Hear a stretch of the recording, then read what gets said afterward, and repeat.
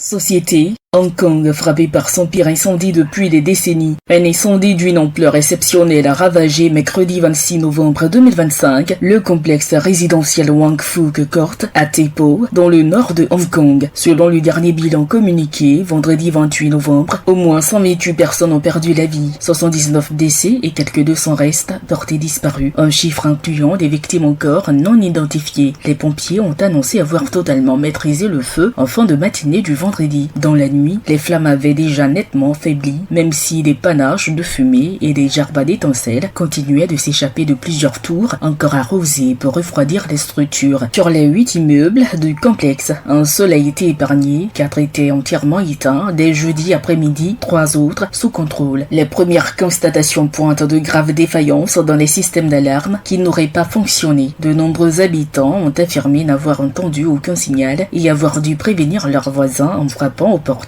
L'enquête s'intéresse aussi au rôle des échafaudages en bambou et des filets synthétiques entourant les bâtiments susceptibles d'avoir favorisé une propagation fulgurante du feu. 3 hommes ont été arrêtés pour suspicion de négligence après la découverte de matériaux inflammables abandonnés sur le chantier. Face à la catastrophe, le chef de l'exécutif hongkongais, John Lee, a ordonné une inspection générale de tous les grands chantiers de rénovation. Son adjoint, Eric Chen, plaide pour accélérer la transition vers des échafaudages métalliques, tandis que la commission indépendante contre la corruption a ouvert une enquête sur d'éventuelles irrégularités liées au projet. Dès les premières heures, un vaste élan de solidarité s'est formé. Des restaurants ont distribué des repas, un hôtel a offert 160 chambres aux évacués et des dons de vêtements, de nourriture et de matériel ont afflué. Pékin a dépêché des équipes spécialisées, des ingénieurs et des médecins militaires. Le président chinois Xi Jinping a présenté ses condoléances et demandé un suivi étroit de la situation, tandis que plusieurs entreprises chinoises annonçaient des dons. La mobilisation conjointe des autorités locales, du gouvernement central et de la société civile témoigne de l'onde de choc provoquée par ce drame, dont les causes exactes restent à établir.